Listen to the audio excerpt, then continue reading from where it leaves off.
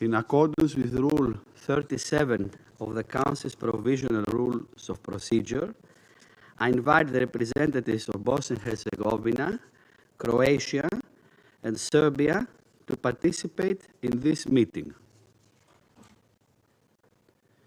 It is so decided. I kindly request the protocol officer to escort Her Excellency Mrs. Željke Cvijanovič, Chairperson of the Presidency of Bosnia and Herzegovina, to her seat at the Council table.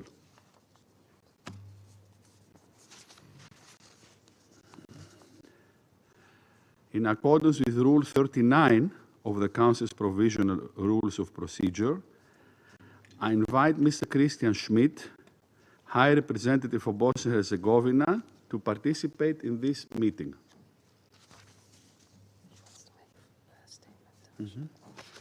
The representative of the Russian Federation has asked of the floor. I give him the floor. President, we'd like to state our principal disagreement with the presence at this meeting of Mr. KRISTIAN Schmitd in his capacity as the so-called High Representative. The Security Council did not endorse him in this position. We'd like to remind you that the BAH issue has been on the Security Council's agenda under Chapter 7 of the UN Charter. There is almost 25 years of practice of us endorsing the High Representative. Thus, without the requisite Security Council mandate, the position of the High Representative remains vacant. In light of the above, I'd like to underscore that Mr. Schmitd has no right to speak on behalf of the international community, nor to submit any documents to the Security Council. However, the Security Council does have a practice according to which we can listen to briefers in a personal capacity. This is how we're going to construe Mr. Schmidt's presence in the room today. However, given that he has definitively discredited himself through his attempts to usurp power in the BIH and the fact that he's doing everything to destabilize the situation in the country, which is already very tense, and I'm going to speak to that later in my intervention, I do not intend to spend any time listening to his biased thoughts. Thank you.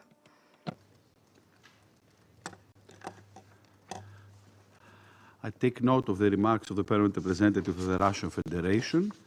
It is decided to invite High Representative Schmitd to participate in this meeting.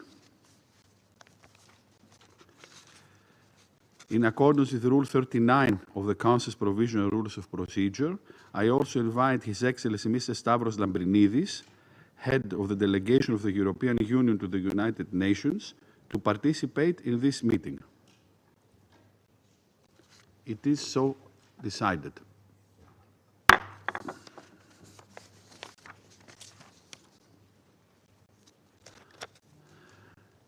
The Security Council will now begin its consideration of item 2 of the agenda. I wish to draw the attention of Council members to document S/2025/24272, letter dated 1st of May 2025, from the Secretary General addressed to the President of the Security Council. I now give the floor to Mr. KRISTIAN Schmitd. Mr. President, distinguished members of the Security Council, esteemed Chairwoman of the Presidency of Bosnia-Herzegovina.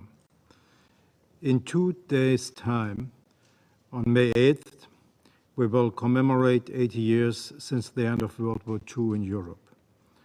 This is the day when Hitler's aggression was finally brought to an end, albeit after sustaining incredible losses of life and unbearable scars of humanity.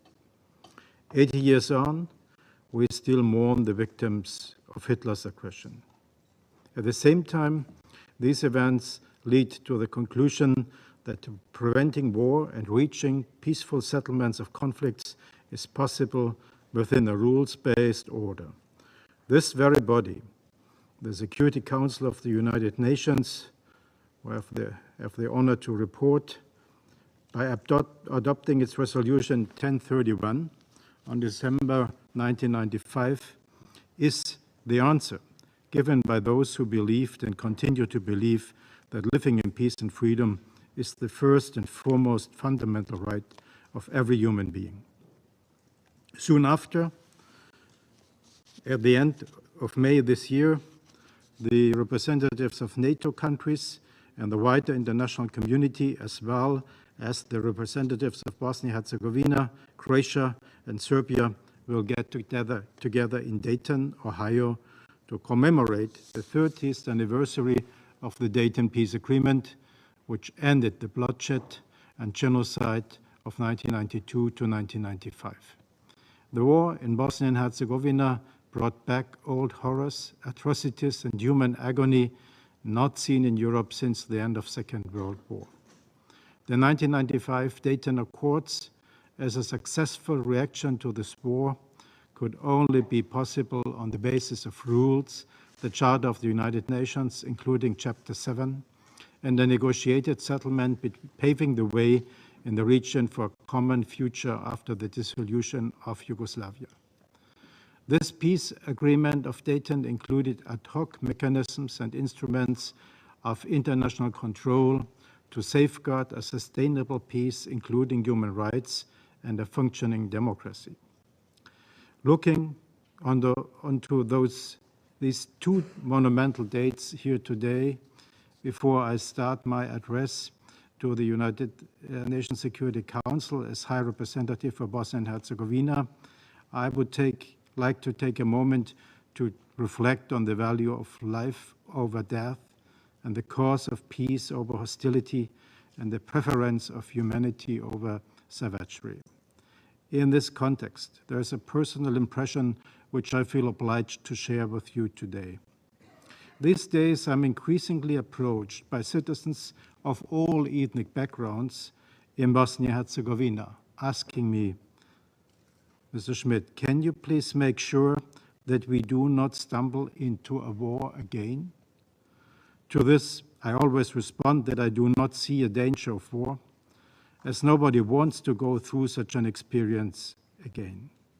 Unfortunately, inflammatory political rhetoric, insults, and the disregarding of the terror and the atrocities that culminated in the genocide of Srebrenica are put into question the political will by some actors to ensuring the continued existence of Bosnia and Herzegovina as a state, as stated in Article 1 of the Constitution, which is Annex 4 of the Dayton General Framework of Peace. I have to add that the international community and the neighboring countries did in reality not follow any such attempts. Since my appointment by the PIC Steering Board as the international competent body on May 27, 2021, I have the honor of submitting to the United Nations Secretary General and the Security Council 8 reports on the implementation of the General Framework Agreement for Peace in Bosnia-Herzegovina, better known as the Dayton Peace Agreement. My competence given to the HR, the High Representative by the PIC Steering Board, have been reaffirmed, endorsed, and welcomed in United Nations Security Council Resolutions 1031, 1174, 1247, and others repeatedly. The Dayton Agreement was no ordinary legal document. 30 years after its signing, it remains the basis for the democratic and multi-ethnic structure of Bosnia and Herzegovina. Annex 4, the constitution of the state, is a very complex document which would benefit from further democratic development. The implemented rules and checks and balances to safeguard the representation and participation in decision-making by the 3 constituent peoples and the others includes non-discriminatory rights for all voters of Bosnia and Herzegovina. All constituent people are not politically unitaristic, but contribute to the richness of the respective different political positions beyond the ethnic or religious background. This was highlighted in the so-called Sejdic-Finci judgments 2009 by the European Court of Human Rights, as well as other decisions such as the Komšić and Ljubić case of the Constitutional Court of Bosnia and Herzegovina. these judgments addressing election requirements are to be implemented. The Croat political parties in the country, not only HDZ as a leading party, also supported by the Prime Minister of Croatia, have clearly expressed their position in this regard. The Prime Minister of Croatia also indicated that the issue that has a particular importance for Bosnia-Herzegovina's European integration. At this moment, in which BiH is invited to join negotiations over future European Union membership, the need to amend the constitution, not only in this context, is both evident and important. This has to be ensured by the pouvoir constituant of the people and citizens of Bosnia-Herzegovina and their legitimately elected representatives. The international community, based on its competences agreed on and founded in the Dayton Agreement, can play a supporting role in this process. And now allow me another clarification.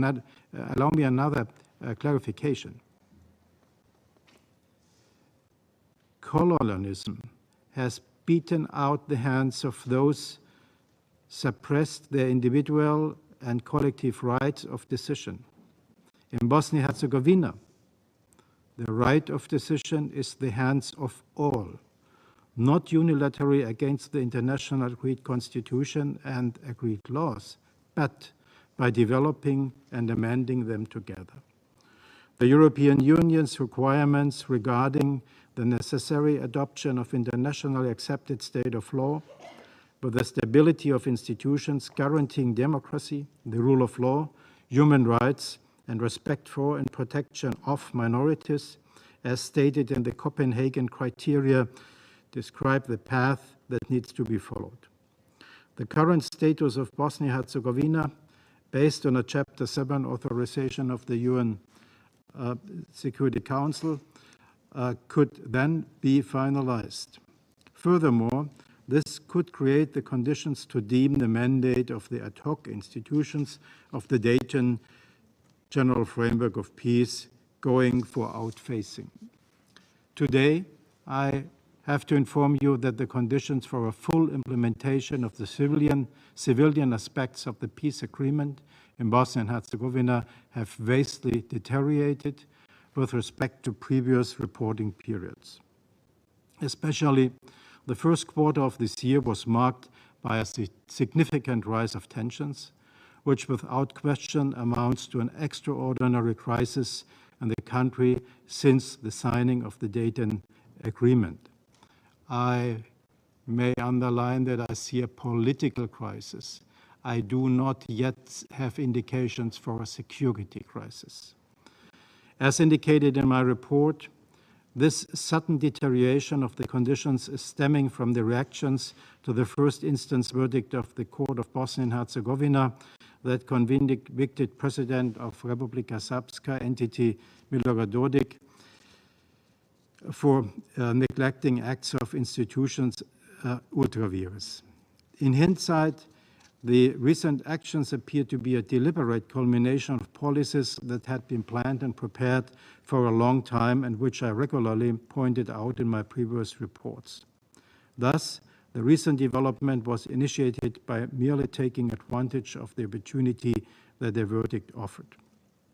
After the verdict, Mr. Dodik intensified his attacks on the constitutional order of the country by directing the authorities of the Republika Srpska to adopt legislation that effectively bans state-level judiciary and state-level law enforcement in the Republika Srpska, and by even putting on the table a draft entity constitution hinting at de facto secession.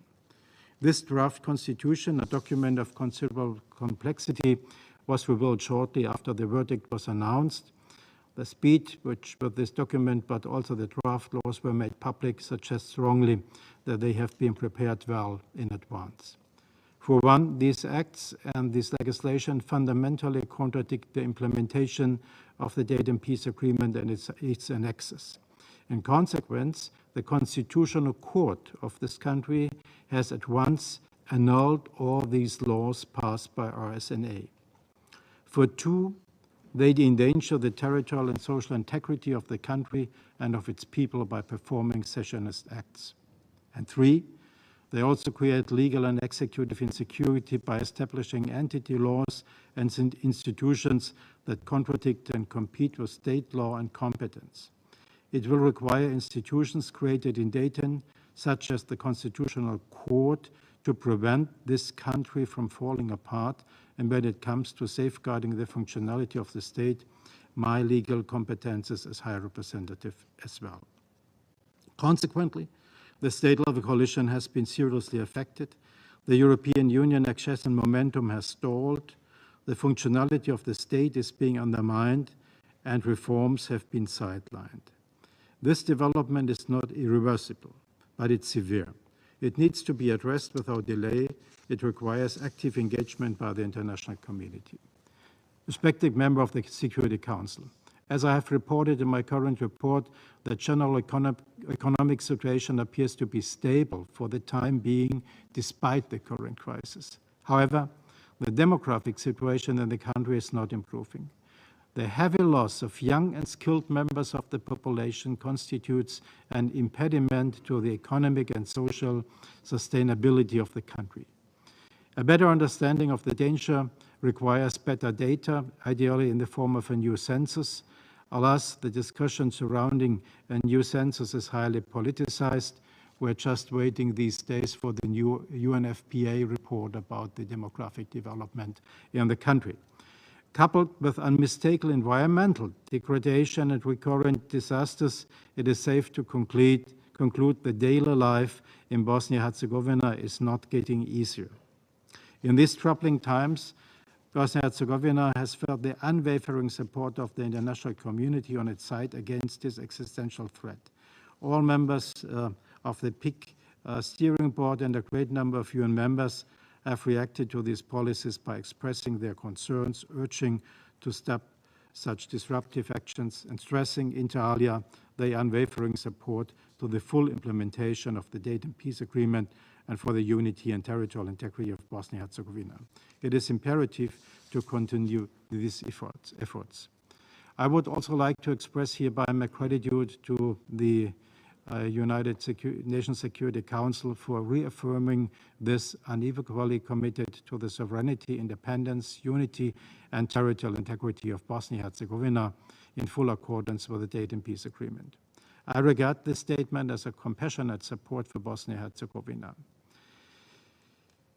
I note that the Serb community did not pay heed to Mr. Dodik's unlawful directives. For example, ethnic Serbs employed in state-level institutions have been pressured into abandoning their posts, but these calls and threats have been left overwhelmingly unanswered.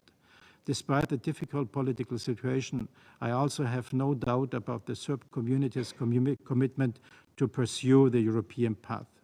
It is clearly expressed by the opposition parties, PDP, SDS, and more. The Bosniak community has been able to remain calm despite the tensions and to continue on the path of patient dialogue, also in order to keep the country's European integration on the table.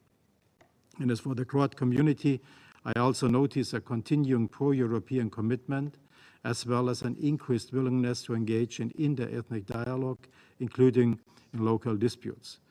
The case of the Central District of Mostar, some details of which are present in my current report, without taking sides, constitutes a good example. In this specific case, I would prefer local actors to work out a solution among themselves rather than a solution brought about by the international community. Goodwill exists and needs to be encouraged so that I can overcome the disruptive noise that is spread by some actors. We put our trust in those who remain committed to ensuring a peaceful coexistence in one city, including different boroughs. As I hear Mayor Kordic and the head of municipal council have taken concrete steps for solving the situation in a good manner. Let's wait and see. Let us be clear that people of Bosnia and Herzegovina can and do live together. For the most part, the communities in the country do not support extremism or secessionism. There's an ample evidence for that in daily life, but ethnocentric politics spends too much time on dividing the communities rather than uniting them. We witnessed the good and the bad developments all at once. Having said that, what is the way forward? I reported previously discrimination remains to be a complex problem encompassing many issues and groups. I therefore renew my call upon political leaders in Bosnia and Herzegovina to launch comprehensive constitutional and legal reforms to tackle this problem. Whilst the constitutional framework has to be improved, past attempts have shown the sensitivity of the matter. It is important to keep in mind that Bosnia and Herzegovina is a state of 3 constituent peoples, representatives of others and all citizens, and the protection given to all has to be safeguarded while remaining discrimination from the current constitutional framework. Such a constitutional reform process should also be aimed to address the European Commission's 14 key priorities. Needless to say, there is considerable amount of overlap between the 14 key priorities and the 5+2 agenda objectives, which are the basis of my engagement by decision of the Peace Implementation Council. Rule of law and retrenchment of rule of law is one of the most important issues. Therefore, I take this opportunity to reiterate that the way forward also requires acknowledging that Dayton and the European Union reform agenda are mutually reinforcing. The task of amending the Constitution in a way that is fully compatible with EU norms is by no means easy. I suggest that all those interested in ensuring a bright and prosperous future for Bosnia and Herzegovina organize a conference on these issues. The issue of state property in Bosnia and Herzegovina remains unsolved. This issue continues to represent a significant barrier to the country's economic development. Considering the challenges caused by the current lack of a state-level legislation on the matter, there's a need for the international community to remain engaged. As part of 5+2 agenda, I also follow my obligation to initiate a facilitation process. Thus, the challenges faced by Bosnia and Herzegovina are complex and varied, but let us be clear, the extraordinary crisis Bosnia and Herzegovina is currently facing is the result of severe attacks by some in political responsible against the Dayton Peace Agreement, encompassing the constitutional legal order of BOH, and has nothing to do with the Dayton Peace Agreement itself. It puts on it the misinterpretation of Dayton. Dayton is to be developed democratically and discussed, but not put into question. Everybody in Bosnia and Herzegovina must understand that no individual stands above the law. On the contrary, everybody has to respect the rule of law. Distinct members of the Security Council, to conclude, Bosnia and Herzegovina is facing difficult times. Nobody would have expected 30 years ago that the international community is needed as much today as it is. But the peace agreement that this UN Security Council endorsed 30 years ago remains the very foundation of which the future of Bosnia and Herzegovina, with its sovereignty, territorial integrity, and political independence, can be built. Reopening or redefining the peace agreement challenges the basis for peace and prosperity in Bosnia and Herzegovina.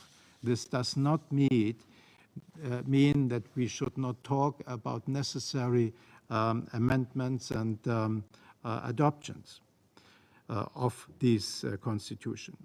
The way forward includes counter threats and attacks to its very foundation, but also implementing meaningful reforms, including in the context of the country's European integration.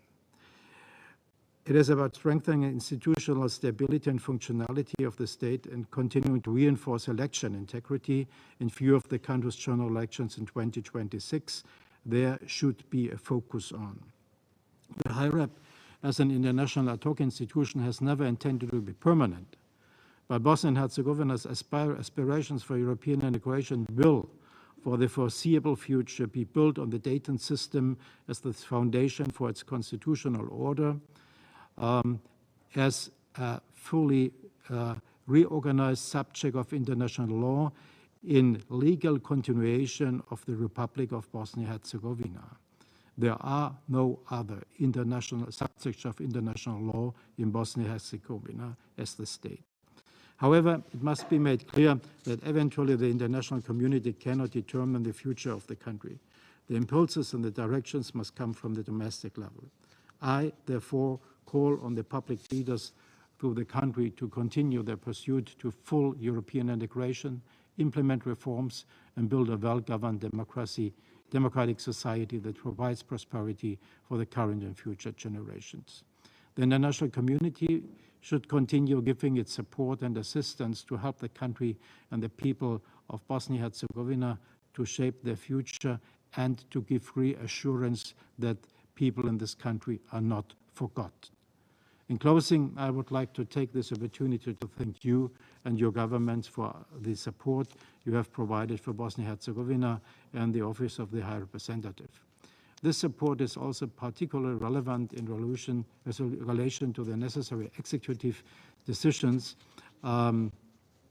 which have to be taken in the authority vested in me as High Representative, as there is no other option. It should be somehow the last resort. Thank you very much, Mr. President. I thank Mr. Schmidt for his briefing. I now give the floor to those members of the Council who wish to make a statement. I give the floor to the representative of Pakistan. Thank you, Mr. President. I thank High Representative Christian Schmitd for his briefing. I also welcome the presence of Mrs. Željke Cvijanovič, the chairwoman of the Presidency of Bosnia and Herzegovina in today's meeting, as well as the representatives of the EU, Croatia, and Serbia. Mr. President, as we have heard from Mr. Schmidt, Bosnia and Herzegovina is in the midst of a political and constitutional crisis marked by rising political tensions, institutional paralysis, and radical rhetoric and threats of secessionism. Persistent and pernicious nationalist rhetoric with underlying ethnically divisive messaging and blockade in governance seeks to undermine the general framework for peace in Bosnia and Herzegovina and state institutions and institutions of governance envisaged under this agreement. The situation remains unstable, and any further deterioration could potentially jeopardize regional peace and security. Mr. President, as indicated by the High Representative in his report, the events that have unfolded in the country in the past few months have put its two entities, the Federation of Bosnia and Herzegovina and Republika Srpska, on a perilous path of confrontation. This is deplorable. In this context, Mr. President, I would like to make the following points. First, Pakistan enjoys historical, long-standing, and fraternal ties with Bosnia and Herzegovina and its people. Pakistan firmly reiterates its support for the sovereignty and territorial integrity of Bosnia and Herzegovina and categorically rejects the secessionist rhetoric seeking to undermine BIH's territorial integrity. Second, we take note of RSS pronouncement about respecting sovereignty and territorial integrity of Bosnia and Herzegovina as provided in the Dayton Agreement. We hope that these declarations would also be backed by matching actions. Third, we are alarmed by the charged rhetoric and unilateral actions targeting the constitutional and governance structures and bodies in Bosnia and Herzegovina. We note with concern the passage of various laws by the RS entity that seek to limit the jurisdiction of state institutions and authorities, undermine their working, and moves to adopt a new constitution in the Republika Srpska. Such moves, which go against the Dayton Accord, only serve to escalate tensions and must cease. Fourth, the use of inflammatory religious and ethnic rhetoric to stoke tensions in the country must end. The region's tragic history serves as a stark reminder that national, racial, and religious hatred, discord, and intolerance can trigger horrific violence. We therefore urge all political actors to exercise prudence, act responsibly, and eschew the use of narrative that seeks to sow inter-ethnic and inter-religious discord and raise tensions.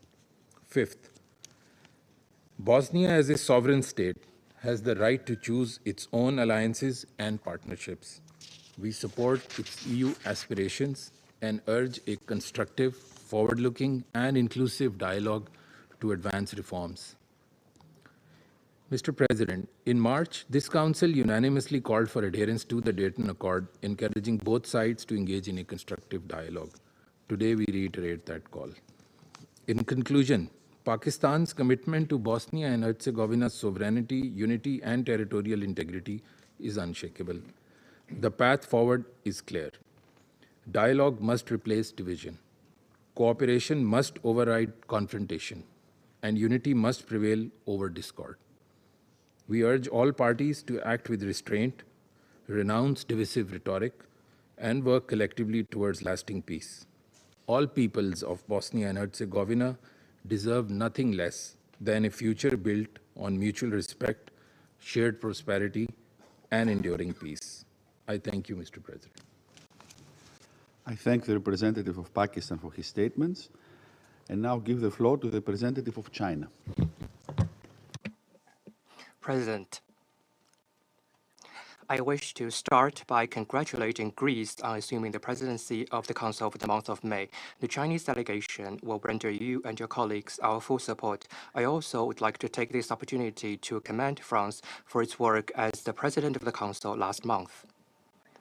I welcome to today's meeting Her Excellency Cvijanovič, Chair of the Presidency of Bosnia and Herzegovina, as well as the representatives from Serbia, Croatia, and the EU. President, recently, as the BiH court issued a verdict against the leader of the Republika Srpska, after which the RS National Assembly adopted a series of laws. Ethnic tension in BiH has further intensified and political differences further increased. This development is concerning. The current tension does not serve the interests of any party in BiH, nor is it conducive to peace and stability in the country and the region as a whole. I would like to point out that one major cause of the current tense situation is Mr. Schmidt's frequent invocation of the so-called bomb powers. This has exacerbated tension and disagreement among the communities in BiH rather than diffusing them, which has led to an increasingly difficult political situation in the country. I wish to reiterate that the role of the Security Council in appointing a High Representative constitutes established practice. The appointment of Mr. Schmidt has not been endorsed by the Council. At the same time, the High Representative system and its own powers are special arrangements for special times. They should not be considered lasting arrangements, let alone permanent ones. China calls on all communities in the country to exercise restraint, respond actively to the calls made in the press statement by the Council in March, and resolve differences through a sincere, open, and constructive dialogue. If the confrontation is allowed to intensify, leading to the deterioration and escalation of the regional situation, it will ultimately harm the interests of all communities in the country and its entire population. The international community should adopt a fair, balanced, and prudent approach, create favorable conditions for all the communities in the country to resolve disputes, and refrain from interfering in its internal affairs and taking sides, or even imposing unilateral sanctions. President, China's position on the question of BiH is consistent and clear. Respect its state sovereignty, independence, and territorial integrity, and the independent choice of its people for the future of the country. As a sovereign state, BiH's internal affairs should be ultimately managed by its people independently. The three ethnic groups in the country should aim to promote its national development and the well-being of its people, stay committed to constructive dialogue, and work together to maintain political and social stability of the country. China supports all efforts conducive to maintaining the peace and stability of BiH and commends the constructive roles played by Serbia, Croatia, and other regional countries in this regard. We hope that when implementing its mandate, the EU force in BIH fully heeds the views of all communities in the country and respect their views. China will remain committed to developing friendly relations with all communities in the country and playing a constructive role in safeguarding the peace and stability of BIH and the tranquility of the region. Thank you, President. I thank the representative of China for his statements. And now I give the floor to the permanent representative of the Russian Federation. Mr. President, congratulations on taking up your position as part of the presidency of the Security Council in May, and we'd like to thank France for its presidency in the previous month. We welcome the participation of Ms. Željke Cvijanovič, chairperson of the presidency, who's participating in this meeting. In less than 6 months, the Security Council is discussing the situation in Bosnia and Herzegovina for the third time. That alone attests to the fact that what's happening there is particularly serious as regards the maintenance and threats to peace and security. I don't think it's a stretch to say that the country is undergoing the most serious internal political crisis it has seen in the post-conflict period, one prompted by the desire of a host of external players and their backers inside BIH to revise the Dayton architecture and the system of the distribution of powers. What we're seeing are dogged attempts to recast BIH from a decentralized into a unitary state by reducing the broad powers and rights of the 3 constituent peoples and the 2 entities. We've warned on numerous occasions about the serious danger inherent in a revision to the General Framework Agreement for Peace. In its press statement issued on the 29th of March, the Security Council sent a clear signal to all parties about the fact that the Dayton Agreement is the cornerstone of the peaceful settlement process, and that all differences must be resolved via dialogue between Bosnians themselves, between the entities, and the constituent peoples. Regrettably, this unambiguous message was ignored by those who you'd think are the very people who should be establishing conditions for the implementation thereof. Again, we are witnessing the self-styled so-called High Representative, with the outright connivance, if not the support, of his Western backers. The High Representative is continuing to unapologetically interfere in the strictly internal affairs of the independent state of BIH. This time, he's doing so using trumped-up reasons which bear no relation to Dayton issues. In so doing, he's trying to cut off the oxygen to political parties in the Republika Srpska, RS, including those represented in the BIH parliament. This is clearly an attempt to eject from the political scene in the BIH of the most popular figures and structures in Serbian society, which began with the persecution of the president of the RS and the head of its government, Milorad Dodik, as well as the Speaker of the Parliament. All of the people I mentioned are democratically elected representatives. Their legitimacy and high popularity has once again been reasserted during the municipal elections held in October of last year. The convictions of the highest ruling leaders of the Serbian entity, and especially the fact that Milorad Dodik was issued with an arrest warrant for supposedly being suspected of undermining the constitutional order, only served to increase the level of tensions in the region as a whole many times over, instead of somehow trying to dial down the tensions which are already at fever pitch. What I'm referring to is the 23rd of April incident that occurred in eastern Sarajevo, where an operative group of SIPA, the State Investigation and Prosecution Protection Agency, tried to issue court summons to the president of RS, Milorad Dodik. There's only one name for that: provocation. All the more that, given that one of the SIPA inspectors is suspected of war crimes against Serbs, and the other has ties to the Bosnian Muslim Secret Service. He had these ties during the 1992-1995 conflict. President, we cannot but conclude that Mr. Schmidt has set himself the objective of strangling all that's Serbian in the BIH. We stand convinced that the Council should state that this is categorically unacceptable, especially given that this amounts to deeds being done by the Western community. Thus, the West is becoming an accomplice to the lawlessness underway, which exhibits clear signs of colonialism as well as the hallmarks of xenophobia. Clearly, this destructive behavior is at the core of the current crisis, provoking an escalation of contradictions between the peoples of the BIH, preventing them from achieving a mutually agreeable solution to topical issues, inflating the conflict potential to dangerous proportions. At the end of the day, this is prompting the Security Council to meet time and again to discuss these issues.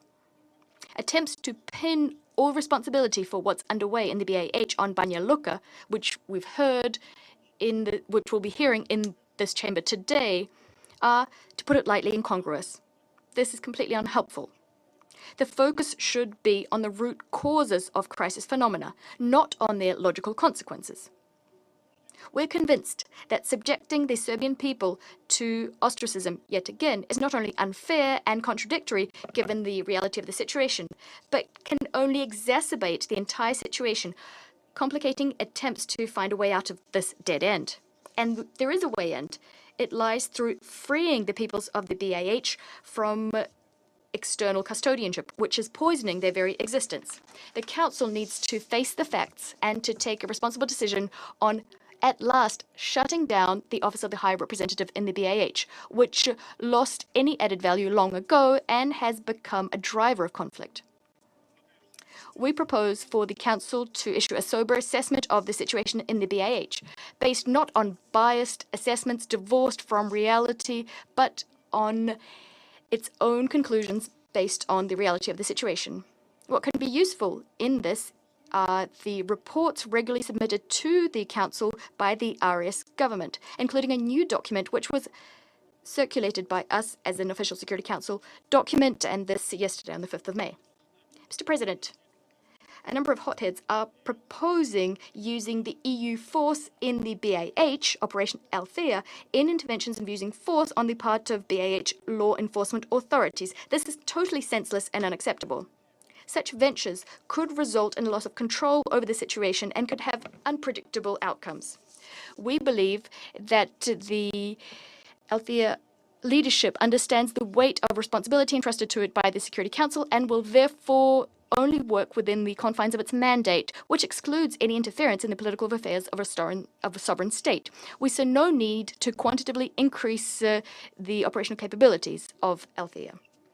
We stand convinced that the priorities of the international community in the BIH remain the same: strengthening the country's data architecture in every way, assisting the implementation of the principle of equality of the three constituent peoples and two entities, delivering this European state from the Office of the High Representative, who has in fact become an instrument of oppression, and guaranteeing of the right to independent development to the peoples of Bosnia and Herzegovina.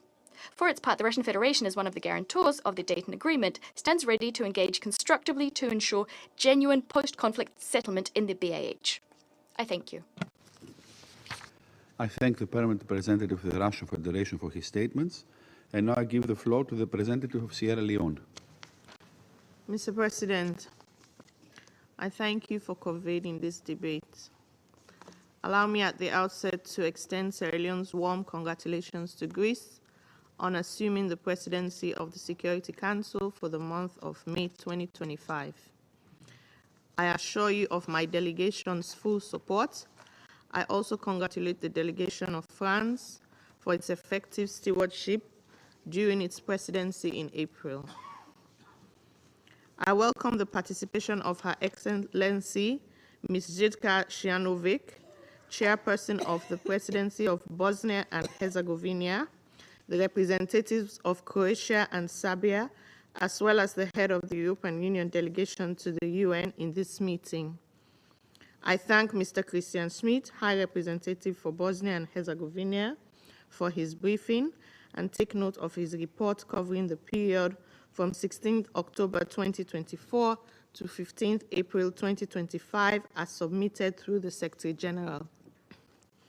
Sierra Leone acknowledges the vital role of the Office of the High Representative in overseeing the implementation of the Dayton Peace Agreement nearly 30 years since its signing. We acknowledge the High Representative's dedication during this reporting period, particularly in navigating an increasingly challenging political environment.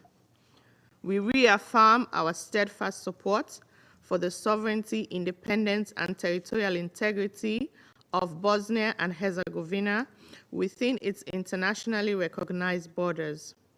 We therefore reject any actions that seek to undermine the gains achieved under the Dayton Agreement or impede the reform process essential for Bosnia and Herzegovina's path towards European Union accession, a pathway we consider integral to lasting peace, stability, and prosperity for all its people. We remain deeply concerned by the rising trend of ethical motivated political dissent and the escalation of divisive rhetoric into actions that threaten to unravel the Dayton framework. Such developments risk undermining the political, economic, and social fabric of BIH, placing its institutions and citizens at risk of renewed instability. The people of BIH have borne the consequences of ethnic nationalism in the past. It is therefore especially troubling when political leaders and institutions entrusted with safeguarding peace and stability are implicated in fueling divisiveness rather than fostering inclusivity. Mr. President, in this context, Sierra Leone wishes to underscore the following 3 points. First, we emphasize the critical importance of consensus building within BIH political processes, including ensuring the inclusive and constructive participation of all political actors. We commend the efforts of the Troika Coalition, which have demonstrated that cross-entity collaboration is not only feasible but beneficial. This spirit of cooperation should be nurtured and expanded, particularly in advancing necessary reforms under the 5+2 agenda and in support of EU accession negotiations. We recognize the complexity and diversity of BIH's political landscape. We urge political leaders to prioritize national unity, dialogue, and cooperation, keeping the welfare of the people at the center of their actions. In this regard, we encourage greater engagement with multi-ethnic and institutional platforms such as the Interreligious Council of Bosnia and Herzegovina and the Parliamentary Assembly to foster trust, dialogue, and social cohesion. Second, we caution against conflating individual political agendas and separatist pressures with legitimate national aspirations.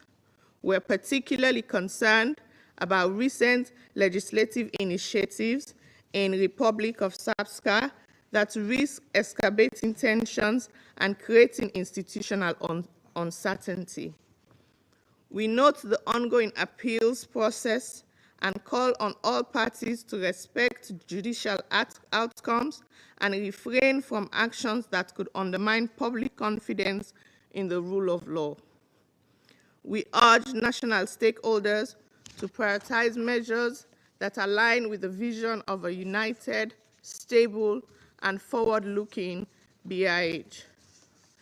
Sierra Leone recognizes the Constitution of BIH as the supreme legal framework of the state. We believe that continued adherence to the constitutional order is fundamental to lasting peace, while respecting the integrity and identity of each of its constituent entities. We encourage political actors to work within BIH inclusive governance structures at all levels. Third and finally, we underscore the continued relevance of international engagement in BIH. We appreciate the Security Council's close attention to developments as evidenced by its convening of 2 meetings this year, an affirmation of its commitment to multilateralism at a time of growing global challenges. We also reaffirm the indispensable role of the international community, particularly the Peace Implementation Council and the European Union, in supporting BIH stability. We encourage its efforts to remain focused on the country's peace and development beyond immediate geopolitical considerations. In closing, Sierra Leone commends the progress achieved in the administration of the Boko district and conveys its best wishes to the new administration in addressing ongoing challenges. We further recognize the valuable contributions of the Peace Building Fund in advancing the women, youth, peace and security agenda, and commend the work of the International Commission on Missing Persons in bringing closure to affected communities. We also acknowledge the European Union's steadfast commitment and investments towards Bosnia and Herzegovina's stabilization, and we call for continued constructive cooperation among all stakeholders in the best interest of its people. I thank you. I thank the representative of Sierra Leone for her statements, and now give the floor to the permanent representative of Slovenia. Thank you very much, Mr. President. At the outset, let me first thank France for successfully steering the Council through April. And of course, I want to congratulate you, Mr. President, and Greece for taking up the presidency of the Council. You will have all our support and cooperation. Mr. President, we welcome Mrs. Željke Cvijanovič, the chairperson of the presidency of Bosnia and Herzegovina, and we want to thank High Representative Schmidt for his report and for his briefing today. Mr. President, beginning of this year was marked by increased tensions in Bosnia and Herzegovina. This body reacted. We held 2 closed sessions on Bosnia and Herzegovina, culminating in the unanimous approval of the press statements. Let me re-emphasize the united message of this Council to the leaders in Bosnia and Herzegovina.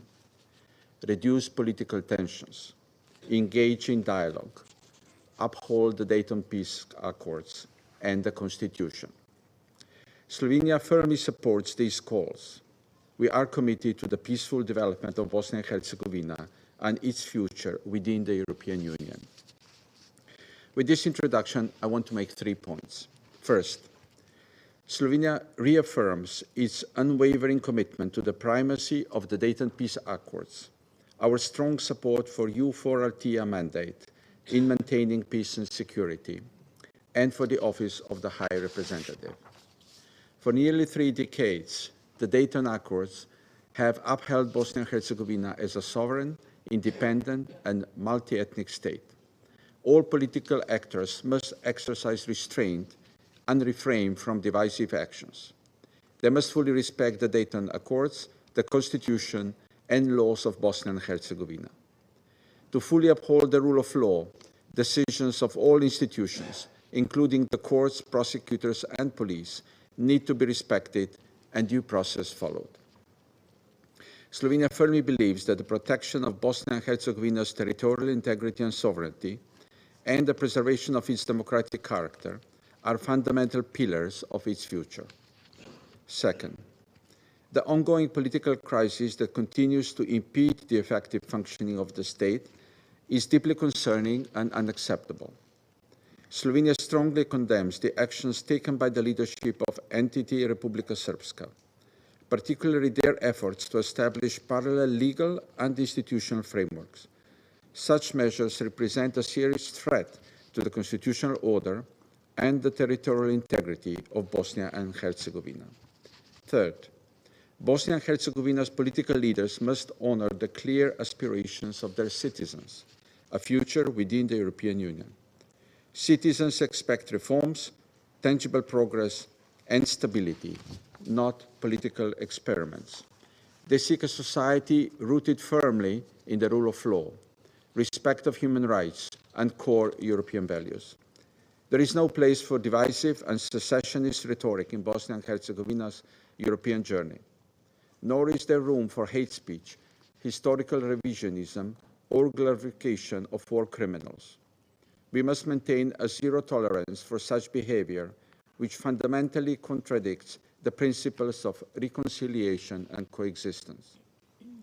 This year's 30th anniversary of the Srebrenica genocide is a stark reminder of the devastating consequences that can arise from hatred.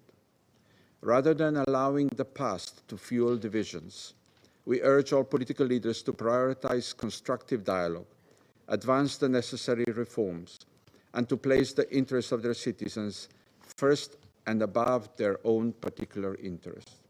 So, Mr. President, Slovenia will continue to support and assist Bosnia and Herzegovina on its path toward European Union membership. By doing so, we are investing not only in Bosnia and Herzegovina's success, but also in the security, prosperity, and unity of the entire European continent. And to Bosnia and Herzegovina, your commitment to the European Union is seen as a strategic investment in the peaceful and prosperous future of Europe. Thank you. I thank the permanent representative of Slovenia for his statements, and now I give the floor to the representative of the United Kingdom. Thank you very much, Mr. President. I welcome the High Representative and thank him for his briefing. I'd also like to welcome the Bosnia and Herzegovina representatives in the chamber today. It's an honour to be back, Mr. President, in the Security Council and to see some familiar colleagues.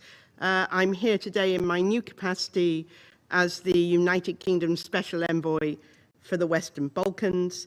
I'm also here to show our support for the state of Bosnia and Herzegovina, for her institutions, and for the High Representative. And my Foreign Secretary is today visiting Bosnia and Herzegovina.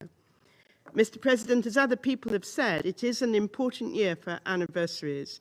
The 80th anniversary of the end of the Second World War and the founding of the United Nations, the 50th anniversary of the Helsinki Final Act, which enjoins us to take heed about non-interference across borders, and above all, for these purposes, the 30th anniversary not only of Srebrenica, but also of the Dayton Peace Agreement itself. But in fact, Mr. President, Bosnia has been on the agenda of this Council since the early 1990s, and at times it has been the most serious issue that the Council has had to deal with.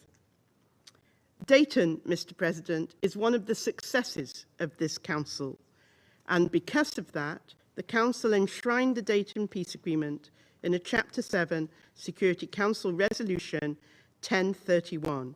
This represented hard work by UNSC members over many, many years. It is unusual, as the High Rep and other speakers have said. It enshrined some very unusual civilian interventionist elements, but it stopped a war, and it's worth recalling, Mr. President, that at the time, that war was the worst Europe had seen since the end of the Second World War.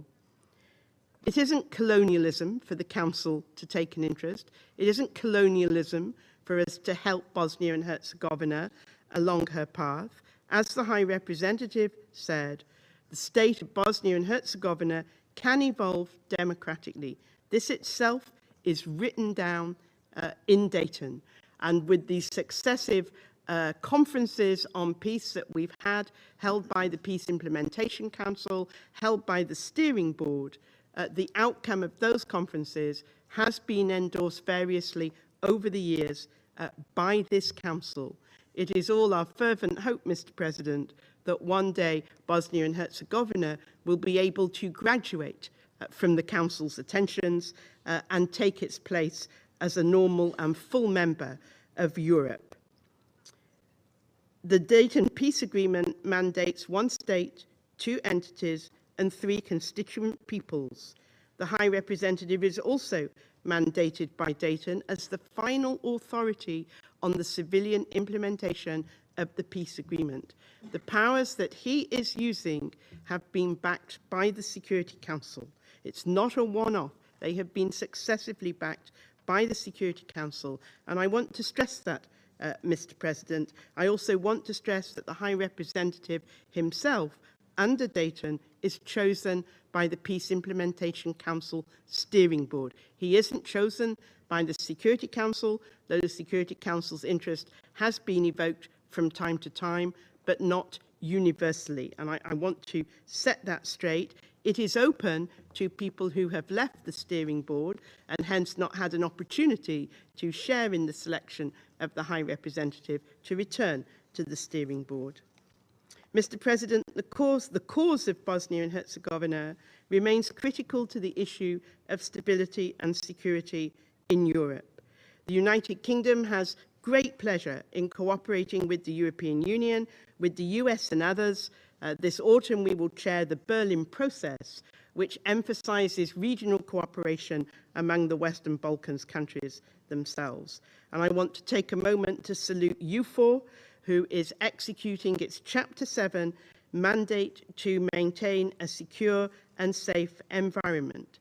I agree that it does not have executive authority, but to pretend that it does is a mischaracterization of its role. EUFOR is there to support the state institutions of Bosnia and Herzegovina and maintain safety and security for Bosnia and Herzegovina's citizens.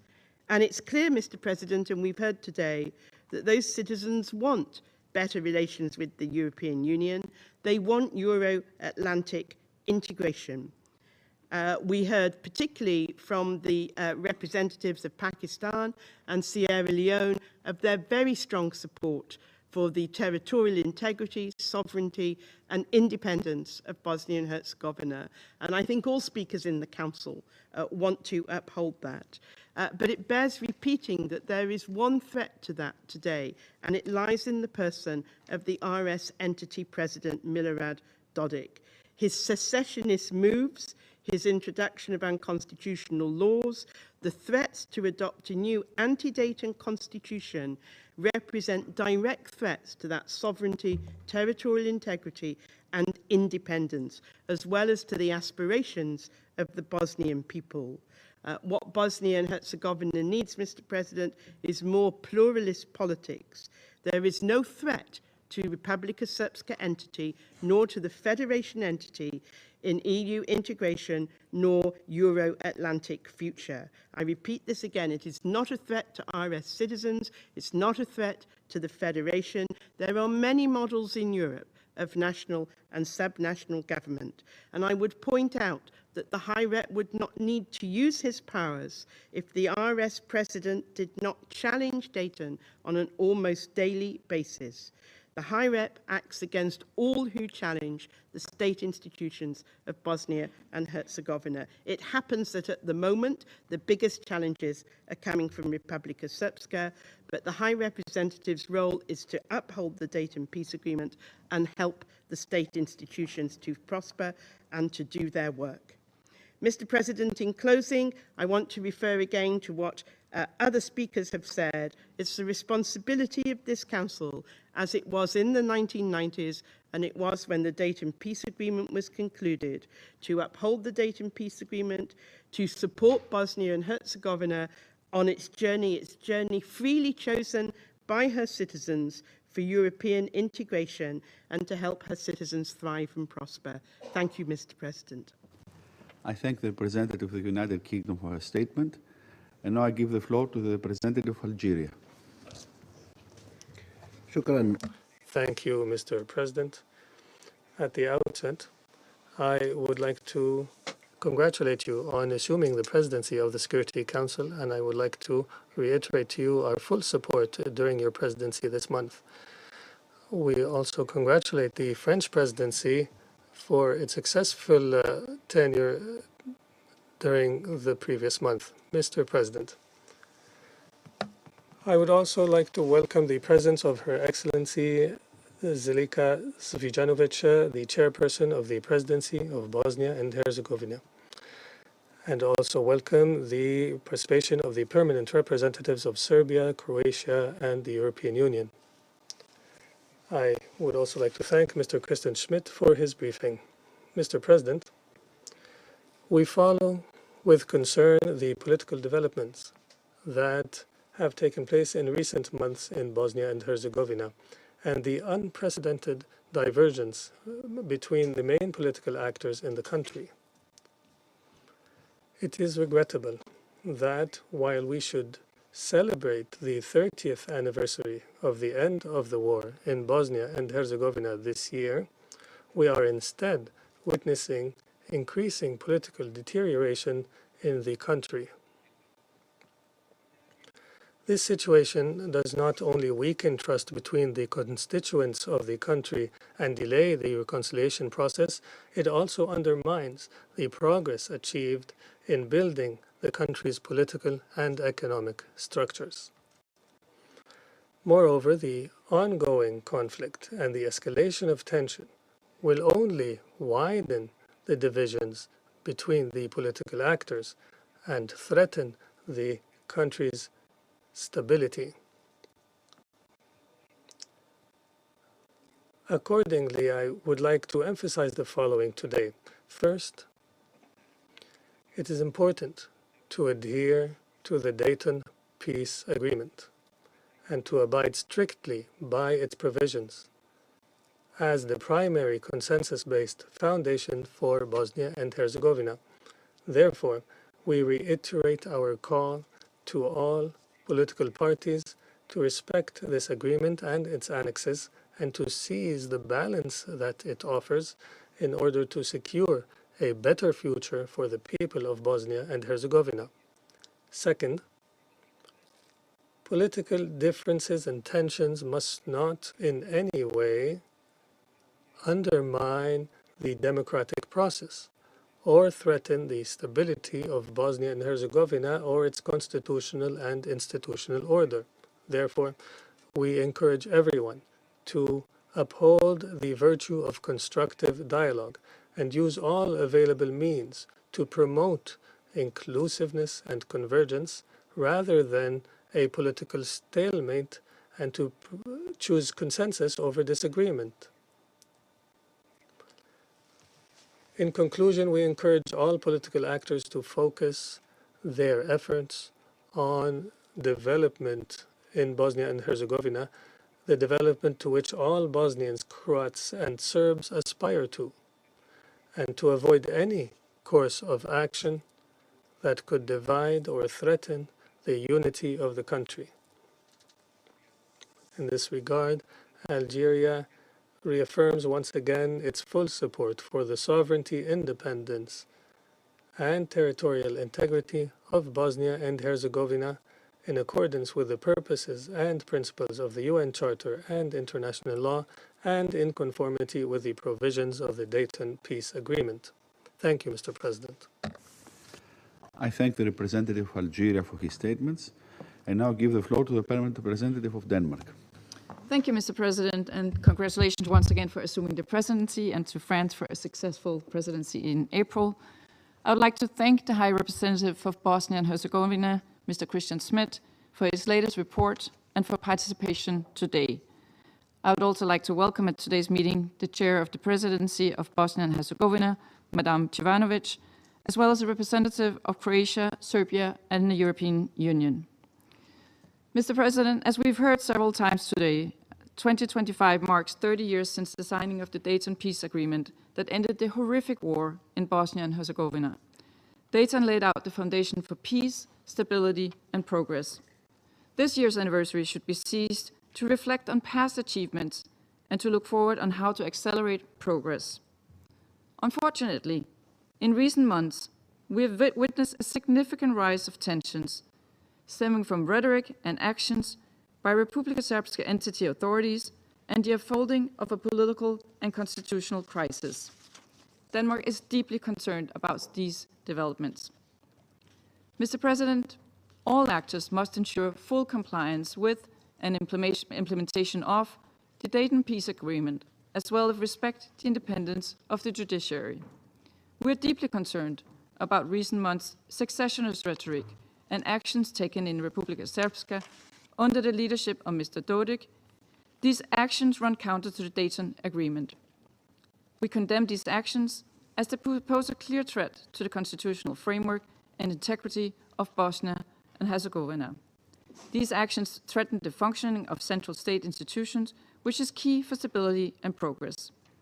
Such actions are not only provocative, but also dangerous, as they risk jeopardizing the stability in the broader region. Denmark remains committed to Bosnia and Herzegovina's sovereignty and territorial integrity as a single and united country with its multi-ethnic character. It should be clear that the Dayton Agreement does not give the right to entities to secede. Any such attempts are thus completely unacceptable. Mr. President, upholding the Dayton Agreement also means safeguarding the institutions deriving from it. These institutions and mechanisms have ensured stability and progress for the past 3 decades. Denmark fully supports the work and efforts of the High Representative and his office, whose role and decisions must be respected in order to implement the civilian part of the peace agreement.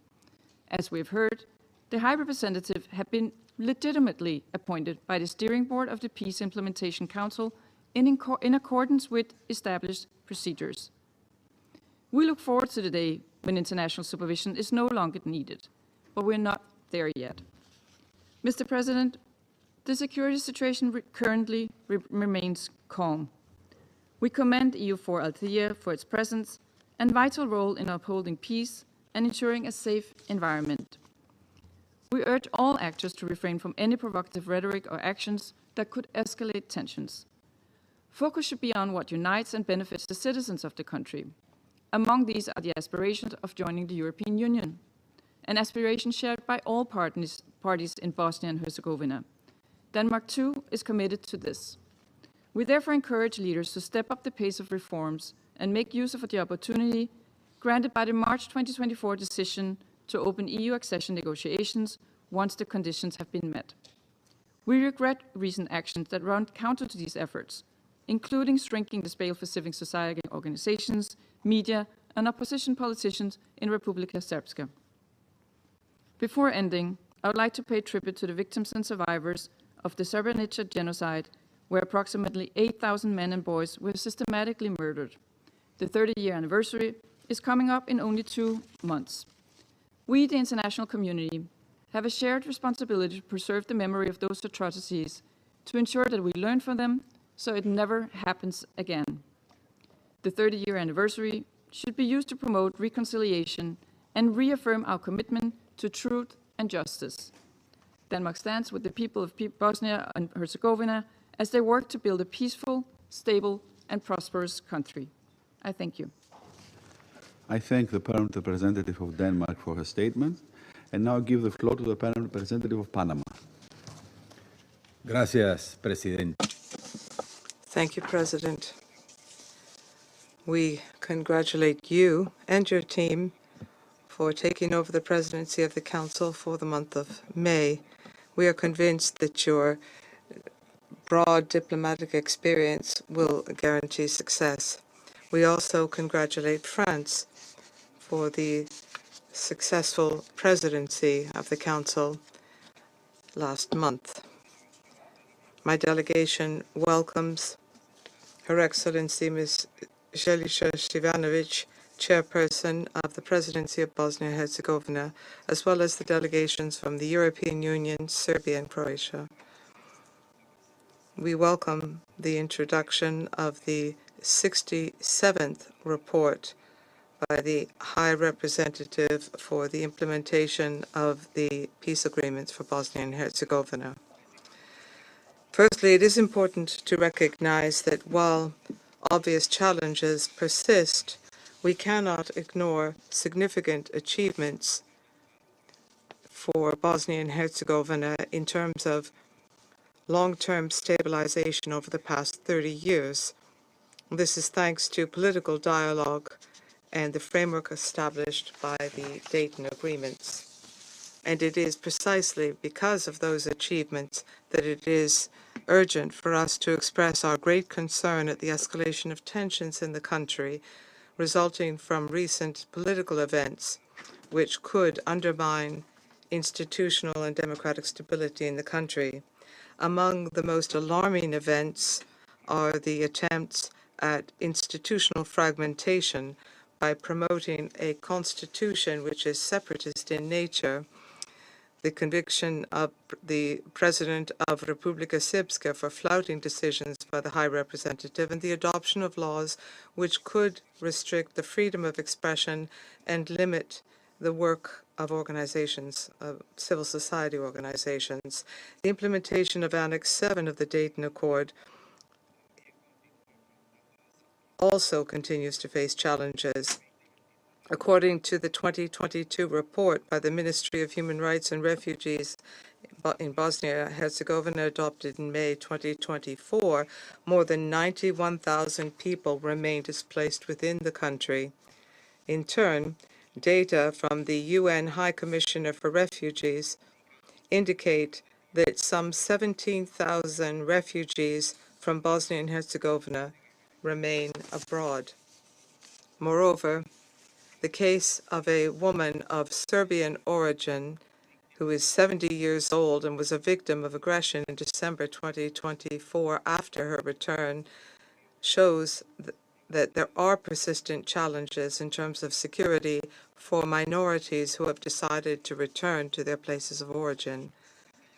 Beyond these figures, Panama also expresses its concern at the lack of updated information on these individuals. This merely limits any possible national response. Mr. President, special emphasis must be placed on the following. Panama categorically rejects any form of genocide denial or glorification of war criminals, because these actions violate our principles, the United Nations Charter, justice, and are an affront to humanity. More specifically, we reject the declarations, the statements made by the mayor of Viječu in Republika Srpska, who unfortunately in March of this year publicly condemned individuals for atrocious crimes through international tribunals. These recent events have shed light on a dangerous resurgence of divisive narratives, both ethnic and political, which put in jeopardy important and considerable progress made in recent decades towards peace and reconciliation. With this complex backdrop, as this Council has done through a press communique just a little over a month ago, Panama would call for constructive dialogue among all parties. It is imperative to avoid greater fragmentation of the social fabric. All parties must overcome their differences and prioritize peace and the collective well-being of the entire population by strictly applying the Dayton Accords and the relevant resolutions of this Security Council. We firmly believe that the rule of law, constitutional order, sovereignty, and territorial integrity must be safeguarded as essential pillars for stability and sustained peace in the country. At the same time, Panama reiterates its conviction that regional organizations must play a central role in promoting peace, stability, and development within their respective regions. With that said, Panama will continue to watch closely progress in Bosnia and Herzegovina as it on its path towards European integration. On this process, while we welcome the participation of Bosnia and Herzegovina in the growth plan for the Western Balkans, we underscore the urgent need to conclude the reform agenda. In this context, we trust that the differences between the different communities within Bosnia and Herzegovina can be overcome through constructive dialogue supported by the European Union within the framework of the Dayton Peace Agreements. While we understand the concerns which may arise given the overarching faculties of the High Representative, we would call on all political actors to further cooperation and to pursue channels for dialogue and to work constructively to work towards lasting peace. And the High Representative himself made this appeal today to all political actors and called on them to resume dialogue, to work constructively towards lasting peace. Thank you. I thank the Permanent Representative of Panama for his statement, and now I give the floor to the Permanent Representative of the Republic of Korea. Thank you, Mr. President. At the outset, we would like to commend France for its successful steering of the presidency last month and wish Greece success as it assumes presidency this month. I thank High Representative Schmitd for his informative briefing. The Republic of Korea continues to support his valuable efforts to ensure the implementation of the Dayton Peace Agreement. My delegation also welcomes the participation of Bosnia and Herzegovina's chairperson of the presidency. Mr. President, this year marks the 30th anniversary of the Dayton Peace Agreement, which ended the conflict and laid the foundation for peace and coexistence in Bosnia and Herzegovina. While progress has been made, the journey toward a lasting peace remains incomplete. This is why the Security Council, in its press statement last March, expressed concern over recent developments and urged all political actors to engage in sincere and constructive dialogue. Against this backdrop, my delegation makes the following points. First, the Republic of Korea firmly supports the sovereignty and territorial integrity of Bosnia and Herzegovina. Commitment to its unity as a sovereign state is a core principle of the Dayton Agreement, as explicitly stated in Article 1. The agreement itself is a product of international efforts to end the country's past tragedies. All parties must return to fundamental principles and the spirit of the Dayton Agreement and refrain from unilateral actions or rhetoric that undermine Bosnia and Herzegovina's statehood, sovereignty, and territorial integrity. Second, we urge all political leaders to respect judicial authority and the legitimacy of state institutions. Recent instances of disregarding court decisions or obstructing legal mandates risk institutional paralysis and erode public trust. This erosion could in turn weaken state legitimacy and threaten regional stability. That is why this Council has consistently emphasized the importance of upholding the Constitution and the institutions established by the Dayton Agreement. Political dissent should remain within institutional boundaries. Third, the Republic of Korea fully supports Bosnia and Herzegovina's EU integration process, including the accession negotiations launched in March 2024. We call on all constituent communities to cooperate constructively and refrain from political boycotts or legislative obstruction that would hinder reform. The EU path chosen by the people should not be compromised by short-term partisan interest. Fourth, we reaffirm our strong support for EUFOR Althea, a pillar of regional stability. Amid rising tensions between state and entity-level institutions, EUFOR plays a vital role in maintaining a safe and secure environment under Chapter 7 of the UN Charter. Mr. President, as we mark 3 decades since the Dayton Agreement, let us recall that peace is built not only on the absence of conflict, but on mutual respect, the rule of law, and democratic accountability. While the region's painful past remains vivid, it must not define its future. Thank you. I thank the Permanent Representative of the Republic of Korea for his statements, and now I give the floor to the representative of the United States. Thank you, Mr. President. And thank you, High Representative Schmitd, for briefing us today and for your most recent report. I also welcome the participation of the chairperson of the presidency of Bosnia-Herzegovina. Mr. President, I will be brief. The United States remains committed to stability in Bosnia and Herzegovina and to the Dayton Peace Agreement. We've watched recent events in Bosnia and Herzegovina with concern. We urge political leaders to de-escalate and avoid actions that could increase instability or violence in Bosnia and Herzegovina, and to engage in constructive dialogue that leads to greater stability. The United States firmly opposes secession and destabilizing rhetoric. And has been echoed around this table, we support Bosnia and Herzegovina's sovereignty, territorial integrity, and multi-ethnic character. Rooted in the Dayton Peace Accords, we welcome the contribution EU4's Operation Althea makes to a safe and secure environment in Bosnia and Herzegovina. We recognize the importance of the Office of the High Representative in supporting implementation of the civilian aspects of the Dayton Peace Accord. The Dayton Peace Agreement. The United States supports Bosnia and Herzegovina as it works to secure the future of all its citizens.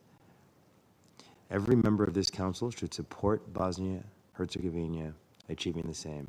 Thank you, Mr. President. I thank the representative of the United States for his statements.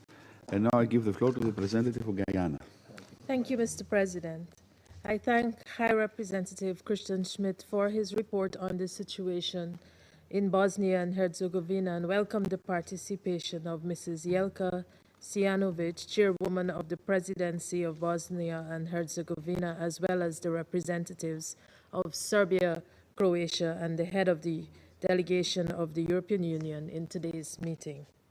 Mr. President, Guyana is concerned about the troubling developments in Bosnia and Herzegovina during the reporting period. Rising tensions in the political landscape and lack of progress in the implementation of the 5+2 agenda and the European Union accession process have created an extraordinary crisis that demands urgent attention. As the people of Bosnia and Herzegovina prepare to mark the 30th anniversary of the signing of the Dayton Peace Agreement later this year, we call on the leaders to recommit to the path of peace and to work together to rebuild trust and understanding. The Dayton Peace Agreement continues to provide a solid framework for reconciliation, peace and stability in Bosnia and Herzegovina, and we encourage enhanced support for the ongoing efforts to achieve lasting peace and stability. With this in mind, Guyana would like to underscore the following messages. First, EU accession is an important step for Bosnia and Herzegovina in transforming its socio-economic landscape. We have taken note of the stalled momentum since the European Union's decision in March 2024 to open accession negotiations with Bosnia and Herzegovina and encourage continued collaboration towards achieving this goal. Second, Mr. Schmidt's report highlights the low participation of women at different levels of government, as well as their low representation in the labor market. Guyana stresses that women's equal participation and leadership in political and public life are essential to achieving the Sustainable Development Goals by 2030. Through increased participation of women, decisions are more likely to be inclusive, comprehensive, and sustainable. We therefore encourage the relevant authorities to take effective action to align legislation across the country with gender equality and to ensure more balanced political participation and power sharing between men and women at all levels of political and public life in Bosnia and Herzegovina. Third, the challenges faced by young people in Bosnia and Herzegovina must be addressed, including limited opportunities for advancement and other challenges that are driving youth dissatisfaction and high emigration rates. To unlock the full potential of the youth population, they must be empowered to participate in the decision-making processes and contribute meaningfully to the society. We welcome the ongoing efforts to implement the Youth Peace and Security programs with the support of the UN Secretary-General's Peacebuilding Fund. Finally, as a multi-ethnic society, Guyana embraces inclusivity and the full participation of all ethnic groups in the national development process. We underscore the importance of upholding the provisions of the General Framework Agreement for Peace and urge all relevant stakeholders to act in accordance with the provisions contained therein. We reiterate our calls to political leaders to prioritize the national interests of all citizens through constructive dialogue to address divergent views. In closing, Mr. President, Guyana urges actors at all levels to continue their efforts to ensure that peace and security of Bosnia and Herzegovina is achieved and with full respect for its sovereignty. I thank you. I thank the representative of Guyana for her statement. I give the floor to the representative of Somalia. Thank you, Mr. President. At the outset, allow me to congratulate you on the presidency of the Council this month, and I wish you all success. We also commend the French delegation in the manner they have steered the Council's work last month. We warmly welcome the participation of Bosnia and Herzegovina, in particular Her Excellency Mr. Cvijanovič, Chairperson of the Presidency. We also acknowledge the presence of the representatives of Serbia, Croatia, and the European Union. My delegation also thanks the High Representative for his briefing. The Security Council's engagement on Bosnia and Herzegovina reflects a shared commitment to peace and stability in the Western Balkans. We recognize the progress achieved since the Dayton Peace Agreement, while remaining mindful that the lasting peace requires continued effort from all stakeholders. Recent developments present both opportunities and challenges. Bosnia and Herzegovina's advancement toward European integration demonstrates the potential for positive transformation and offers a foundation for continued cooperation. Experience have shown that inclusive dialogue and consensus building are vital for sustainable peace. We encourage all parties to use existing constitutional frameworks to address challenges through constructive engagement. The extension of the EU-led stabilization force mandate signals ongoing international support. This presence continues to play a positive role in maintaining an environment conducive to dialogue and development. In that context, my delegation would like to highlight three priorities. First, supporting the implementation of the General Framework Agreement for Peace, which remains the basis for stability. Second, encouraging inclusive dialogue that respects the interests of all communities. Third, maintaining constructive support for Bosnia and Herzegovina's development path, including its European aspirations. The international community's role remains one of support and facilitation. Sustainable solutions must be reached through consensus among all stakeholders with full respect for Bosnia and Herzegovina's sovereignty. In conclusion, Mr. President, my delegation reaffirms its commitment to the full respect of the sovereignty, territorial integrity, political independence, and unity of Bosnia and Herzegovina, and encourages working with all parties toward a peaceful, inclusive, and multi-ethnic society. We are confident that through continued engagement, positive outcomes can be achieved for all communities and the wider region. I thank you, Mr. President. I thank the representative of Somalia for his statements, and now give the floor to the representative of France. Merci, Monsieur. Thank you, Mr. President. Let me begin by wishing you every success in your presidency of the Security Council. I would like to thank High Representative Christian Schmitd for his briefing to the Council. I would also welcome the presence among us here in the Council of Ms. Željke Cvijanovič, Chairperson of the Presidency of Bosnia and Herzegovina. As we celebrate this year, 30 years since the Dayton-Paris Peace Accords, Bosnia-Herzegovina is going through one of the worst political and institutional crises in its history. Its unity is threatened. Its territorial integrity is under attack. The constitutional order, established in 1995, is facing unprecedented and unilateral challenges as a result of decisions adopted by the Republika Srpska entity following the verdict handed down against the president of that entity on the 26th of February. It is irresponsible for leaders and for some elected officials of Republika Srpska to reverse the peace gains by exploiting the legal status of a single individual, regardless of that person's functions. The decision by the Constitutional Court to suspend the laws passed in Republika Srpska on the 5th of March must be respected by everyone. Mr. President, France is concerned by the draft new constitution of the Republika Srpska entity. It is a further attack on public order, on unity, and on the territorial integrity of Bosnia and Herzegovina, and it is a new challenge to the peace accords.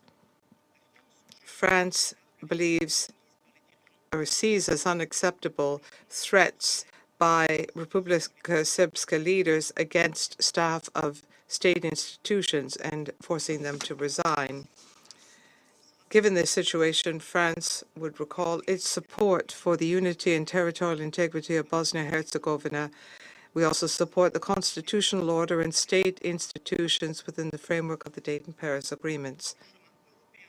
The European path for Bosnia and Herzegovina requires respect for rule of law and decisions by the courts, public freedoms, and an enabling environment for civil society. France invites Republika Srpska leaders not to embark on the path to separation, which, by compromising European prospects of the country, will be to the detriment of the citizens of Bosnia and Herzegovina. The decision by the European Council conditionally to open accession negotiations for Bosnia and Herzegovina to the European Union is a sign of encouragement and trust, and it is regrettable that some Bosnian political actors are not taking this opportunity.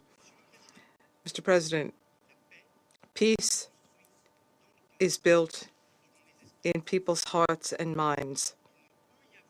There cannot be any lasting peace or common European future without a shared vision in Bosnia and Herzegovina and in the Western Balkans. This summer, it will be 30 years since the Srebrenica genocide, and it remains an open wound in the heart of Europe.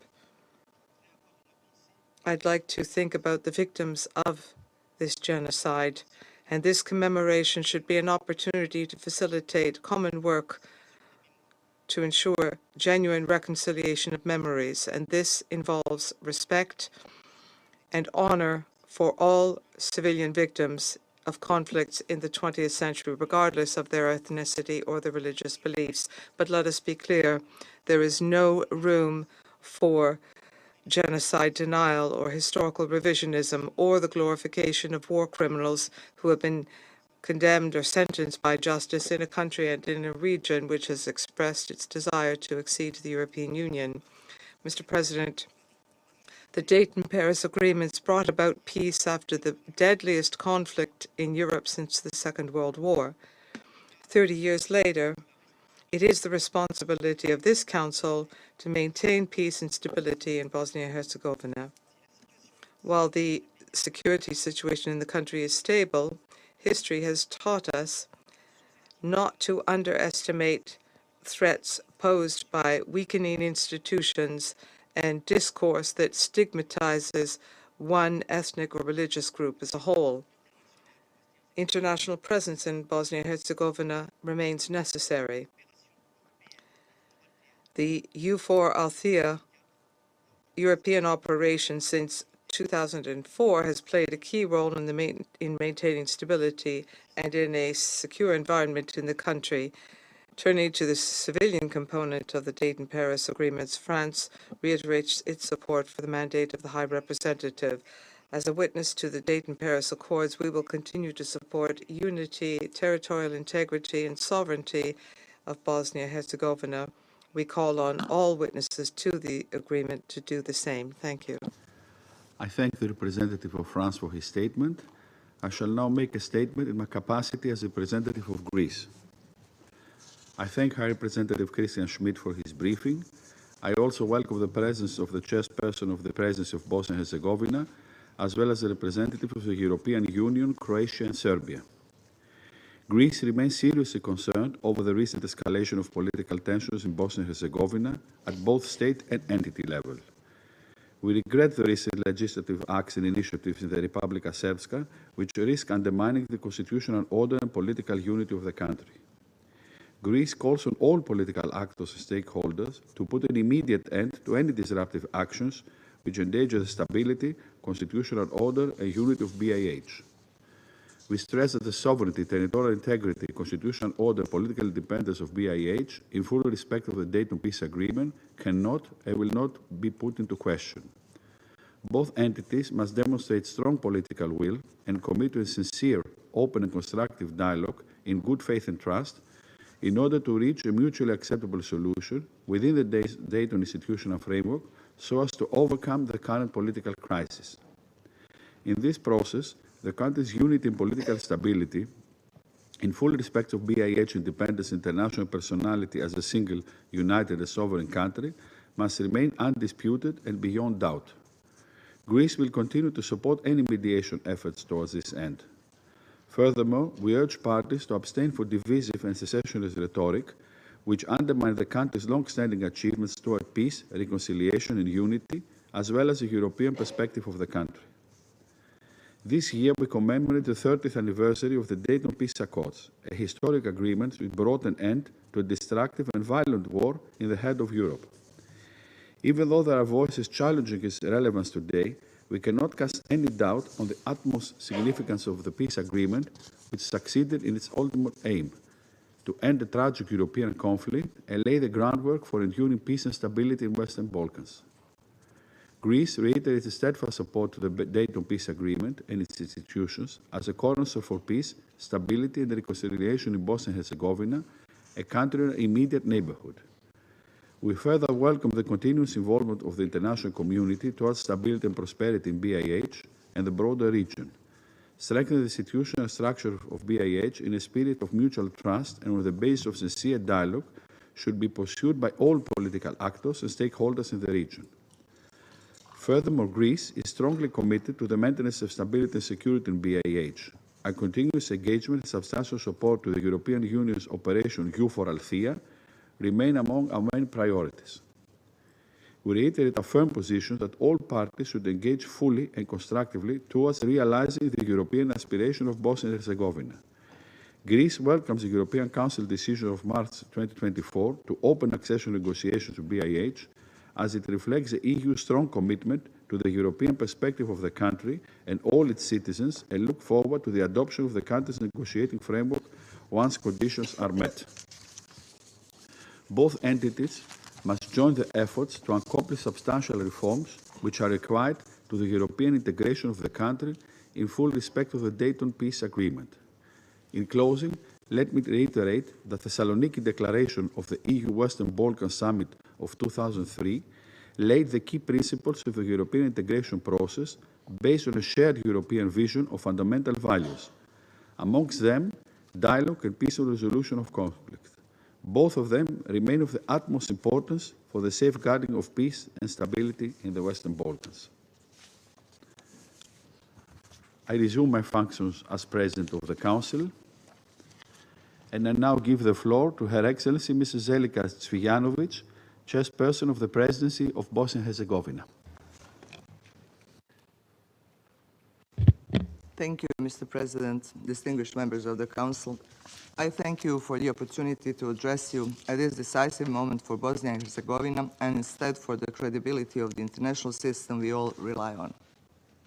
Although I currently chair the tripartite presidency of Bosnia and Herzegovina, I also speak to you today in my constitutional capacity as a sub-member of that presidency, elected by the citizens of Republika Srpska, one of the two constituent entities that comprise BiH, and that accounts for 49% of the territory of Bosnia and Herzegovina.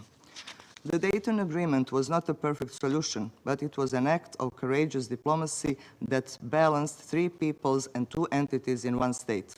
It was and remains a legally binding treaty lodged in the annals of this Council, whose Annex 4 is our Constitution and whose Annex 10 is the mandate of the High Representative, or defines the mandate of the High Representative. It created a decentralized, consensus-based system precisely so that no single actor, domestic or foreign, could dominate the others. Yet today, that balance is being hollowed out by an unaccountable foreign intervention, either through the actions of various high representatives or foreign judges in the Constitutional Court of Viječu. Allow me to begin where Dayton begins, with the rule of law. Annex 10 is clear when it's requiring that the High Representative shall be approved by the UN Security Council. This has never happened in Mr. Schmidt's case. He was selected by the self-appointed Peace Implementation Council, an informal assemblage with no charter basis, no treaty or legal authority, and no power to override this body. And he has acted based on so-called bond powers that are not codified in any legally binding international instrument. Some claim that because the PIC informed the Council of its selection, confirmation became unnecessary. But if this Council's vote were unnecessary, Annex 10 would never have required it.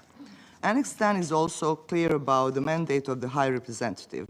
The Dayton Agreement did not authorize the High Representative to legislate, to suspend constitutions, to criminalize elected officials and political parties, or rule by decree. Yet that is precisely what Mr. Christian Schmitd and some of his predecessors have done many times in the 30 years. Here lies the heart of a continual crisis in Bosnia, whose culmination we are witnessing today. Everything that flows from that irregularity, lack of UN Security Council confirmation, and unlawful impositions beyond the mandate set forth in Annex 10 is infected with the same defect. No legal system, domestic or international, can survive if the interpreters of the rules exempt themselves from the rules. Let me briefly mention only some of numerous edicts Mr. Schmidt unlawfully issued since arriving in Bosnia and Herzegovina. He unilaterally suspended the constitution of the Federation of BiH to impose a government he preferred, ignoring the election results. This has nothing to do with Republika Srpska and has nothing to do with Milorad Dodik, whom you mentioned here.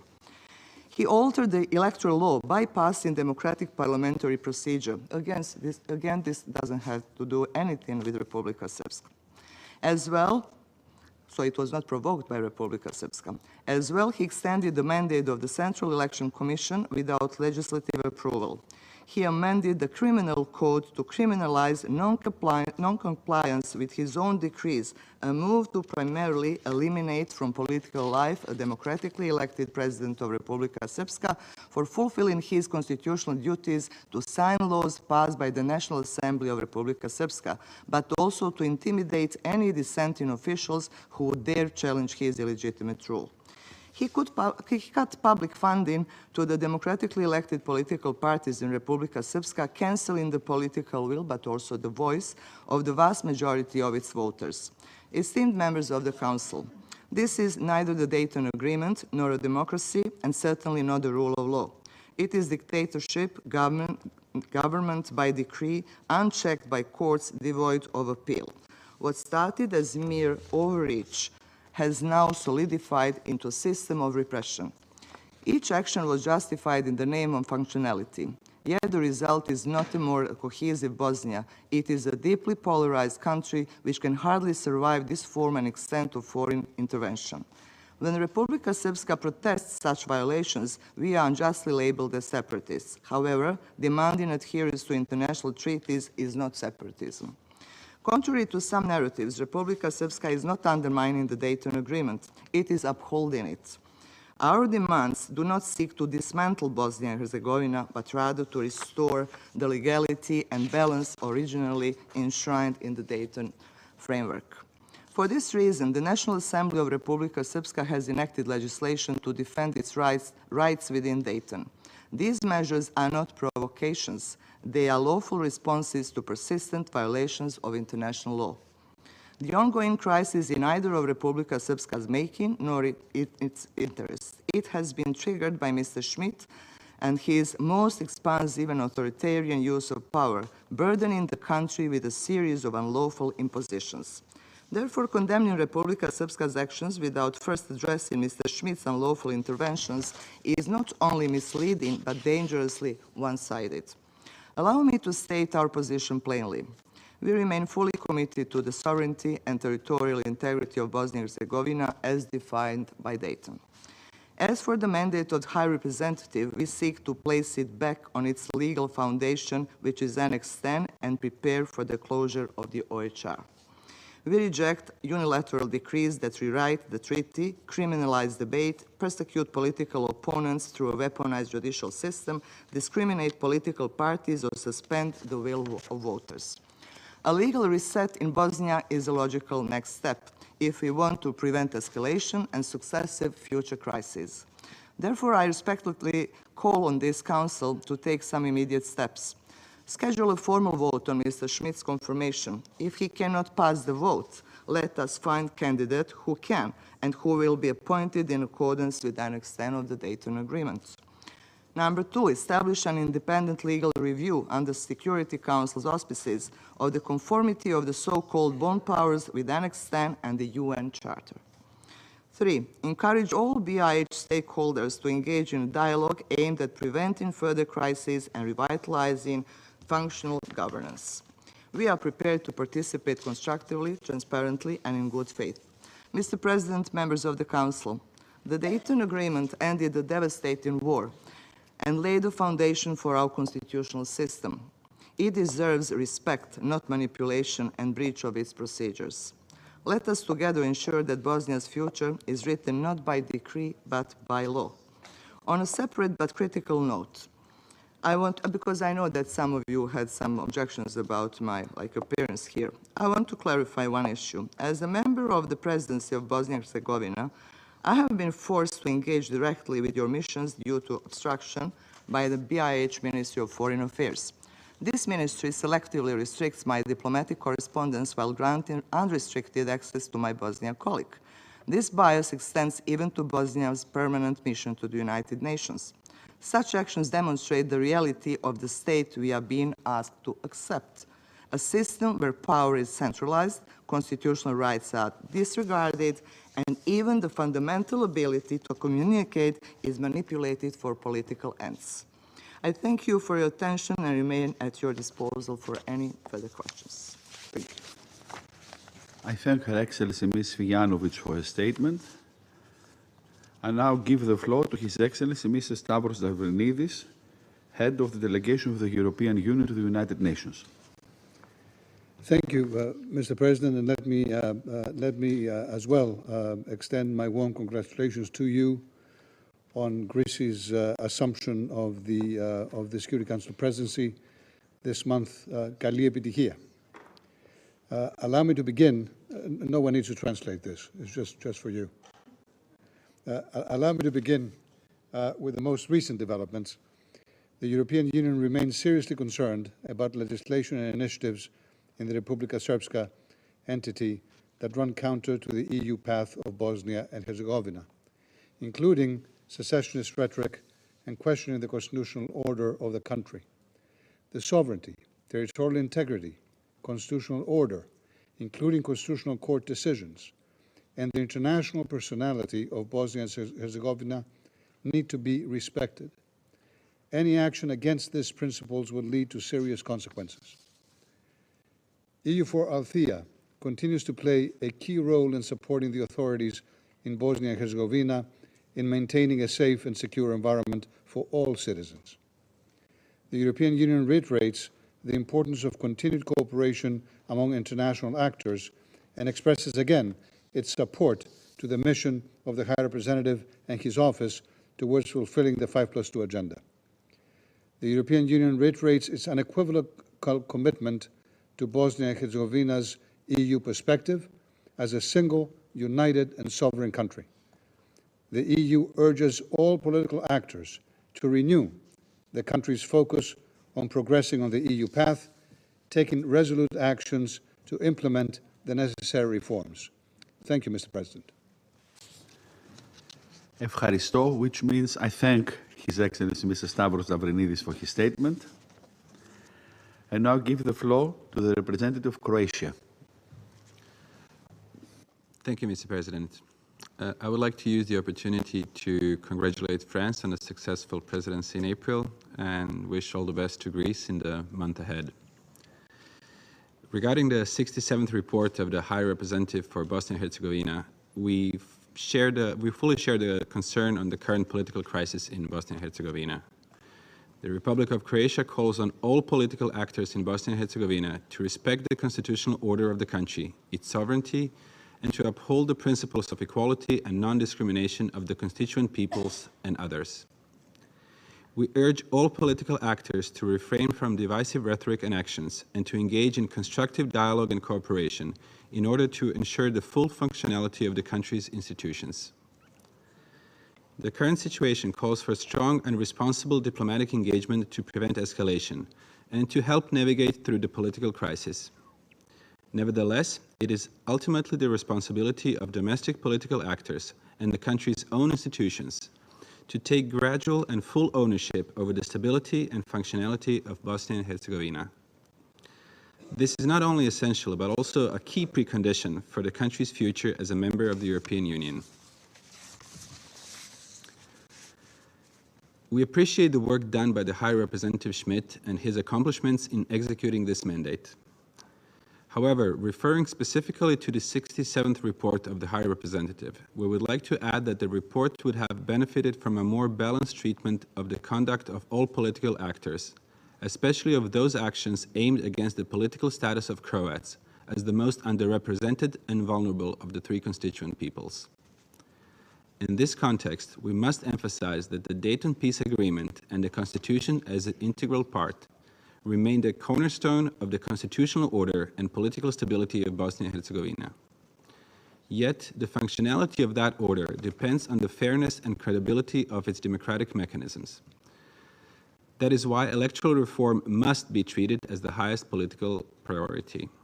Only through meaningful reform, a reform that eliminates inequality among the constituent peoples and addresses systemic discrimination in the electoral process, can Bosnia and Herzegovina achieve lasting political stability. Electoral reform is not a peripheral issue. It is a cornerstone of a just and stable democracy and of any lasting national compromise. Finally, we commend Bosnia and Herzegovina for the significant progress it has made on its path towards EU membership. The European Union offers the best framework for peace, development, and prosperity. We fully support Bosnia and Herzegovina on this path and hope to see European integration return to the forefront of the political agenda, as it benefits all citizens of Bosnia and Herzegovina and its three constituent peoples. I thank you. I thank the representative of Croatia for his statements, and now I give the floor to the representative of Serbia. Thank you, Mr. President. At the outset, allow me to congratulate you on assuming the presidency of the Security Council this month and to wish you every success in discharging your duties. Serbia has a strategic interest in the preservation of the stability of Bosnia and Herzegovina. Any instability, let alone conflict, would have a devastating spillover effect, halting economic development, derailing much-needed reforms, and creating yet another wave of chaos. It is precisely for these reasons that Serbia is invested in the stability of Bosnia and Herzegovina. The Dayton Agreement put an end to the war and has ensured peace and security for 30 years. This has been done through the constitutional structure set out in Annex 10 of the agreement. The preservation of the stability, therefore, requires full respect for the constitutional mechanisms that underpin it. The reality of Bosnia and Herzegovina is that it is a multi-ethnic society. The country remembers both days of joy and tragedy because of this. In order to preserve this diversity as a strength, it must be respected as such. If we seek a functional Bosnia and Herzegovina, we must respect what has already been achieved and tested, a structure based on two entities and three constituent peoples. Everyone must feel secure within the common state. No one in Bosnia and Herzegovina should be left constitutionally vulnerable. A state in which this is not the case cannot function properly. Respect for the constitutional rights and competencies is essential. In a complex environment of Bosnia and Herzegovina, neither ethnic outvoting nor external imposition of decisions can provide sustainable solutions. Such actions can only serve to violate the constitutionally defined rights of the constituent peoples and the competencies of the two entities, which is neither legally acceptable nor politically helpful. Thus, the problem is functioning of Bosnia and Herzegovina have not been caused by the Dayton Agreement, but rather by latent or overt attempts to undermine it. It is our understanding, as stated also in the report of its government, that Republika Srpska does not advocate secession, but the preservation of the Dayton Agreement and protection of its constitutionally granted competencies. As a signatory of the Dayton Agreement, Serbia finds such a claim valid and justified. On the other side, one cannot escape the impression that the verdict of the Court of Bosnia and Herzegovina against President of Republika Srpska Milorad Dodik, as well as the issuing of an arrest warrant for Mr. Dodik, Mr. Višković, and Mr. Stevandić on charges of violating the constitutional orders of Bosnia and Herzegovina, are politically motivated.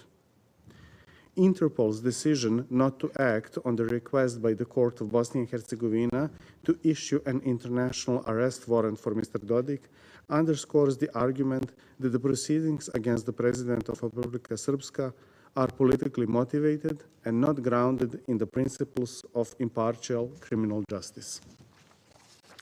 Serbia also considers that the imposition of the higher-up decisions is not in line with the mandate stipulated in Annex 10 of the Dayton Agreement, nor universally democratic principles.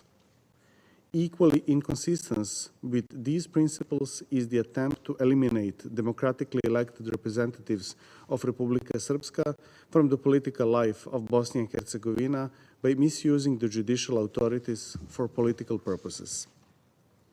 Mr. President, I'm obliged to note that serious accusations against Serbia continue to be voiced by the Bosnian political representatives.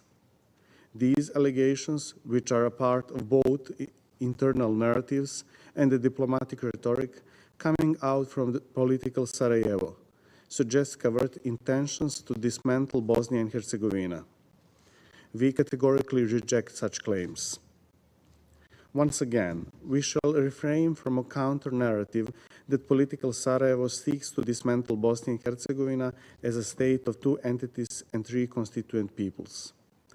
Whether these attempts come from Bosniak ethnic parties or so-called civic parties, drawing support primarily from the same ethnic group, the underlying goal remains the same. We, however, believe that even assuming good intentions, efforts to remove internal checks and balances must be judged not by intent, by the destabilizing consequences that may produce. In conclusion, let me stress that in the current tense climate in Bosnia and Herzegovina, the overriding priority, both internally and externally, must be the preservation of peace and stability above all else. Neither side should be exempt from its responsibilities in this regard. I assure you, Mr. President, that Serbia will continue to contribute to regional peace and stability to the best of its abilities. I thank you. I thank the representative of Serbia for his statement.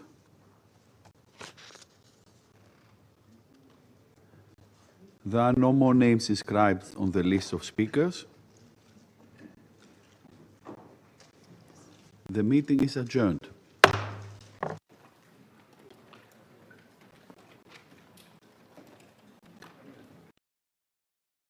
Health outreach to curb the spread of hepatitis E.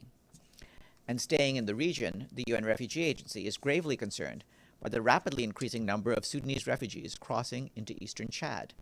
Nearly 20,000 people, mostly women and children, have arrived there in the past 2 weeks alone. The sudden influx reflects the escalating violence in Sudan's North Darfur region, particularly in and around El Fasher, which is triggering mass displacement. Refugees arriving in Chad report that over 10,000 people are still en route, trying to reach the border to escape the violence. A rapid protection assessment by UNHCR and its partners indicates that 76% of the newly arrived refugees were subjected to serious protection incidents, including extortion, theft, and sexual violence. Chad already hosts 1.3 million refugees, including 794,000 arrivals from Sudan since the conflict started more than 2 years ago. While the country continues to show remarkable solidarity in hosting refugees, it cannot bear this burden alone. UNHCR urges the international community to urgently step up support for the response. Only 20% of the $409 million required to respond to the refugee crisis in Chad has been funded. And our peacekeeping colleagues in South Sudan tell us of continued airstrikes in Fangak, a remote county in Jonglei State.